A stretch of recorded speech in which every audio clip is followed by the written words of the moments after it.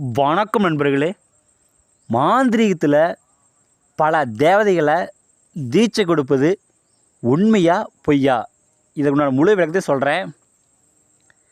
நீங்கள் மாந்திரீகம் கற்றுக்கிறதாக இருந்தால் ஒரு குருநாட்ட போயிட்டு, ஐயா நான் மாந்திரீகம் கற்றுக்கணும், உங்களுக்கு தெரிஞ்சதை எனக்கு சொல்லி கொடுங்க அப்படின்னு சொல்லி கேளுங்க. அதற்கு அவங்களுக்கு தெரிஞ்ச விஷயத்த உங்களுக்கு சொல்லி கொடுத்தாங்க அப்படின்னா அவங்க உண்மையான குருநாதர்.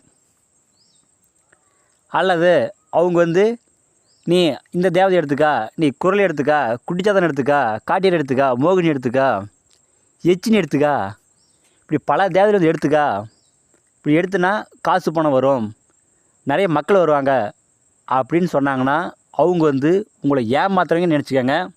அவங்ககிட்ட நீங்கள் மாந்திரீகம் கற்றுக்காதீங்க. ஏன்னா அவங்க பல ஆசை வார்த்தை கூறி உங்களை ஏமாற்றி பணம் தான் பிடுங்குவாங்களே தவிர அவங்கக்கிட்ட எந்த ஒரு மாந்திரீக தீட்சை எடுத்தாலும் வெற்றியாகாது, அது பூரா தோல்வியாயிரும். இதெல்லாம் தெரிஞ்சுக்கங்க. ஏன்னா நிறைய பேர் இந்த மாதிரி ஆசை வார்த்தை கூறி ஏமாத்துறாங்க. யாருமே சரி ஒரு ஆள் அத்தனை தேவதையெல்லாம் எடுத்து வச்சுட்டு இருக்க முடியாது. அது எல்லாமே ஏமாத்துகிற வேலை தான். இதை யாருமே நம்பாதீங்க. ஏன்னா மாந்திரீகத்தை பொறுத்தளவுக்கு நான் தான் பெரிய ஆள், நீ தான் பெரிய ஆள் அப்படின்னு யாராலுமே சொல்ல முடியாது. ஏதோ அவங்கவுங்களுக்கு தெரிஞ்ச விஷயத்தை வச்சு பொழப்பு நடத்துகிறாங்க. அதை வச்சுட்டு சில பேர் நான் பல தேவதை வச்சுன்னு இருக்கிறேன், நான் தான் பெரிய ஆள் அப்படின்னு நிறைய பேர் சொல்கிறாங்க. அதெல்லாம் யாராலுமே சரி நம்பாதீங்க. இதெல்லாம் தெரிஞ்சுட்டு போங்க.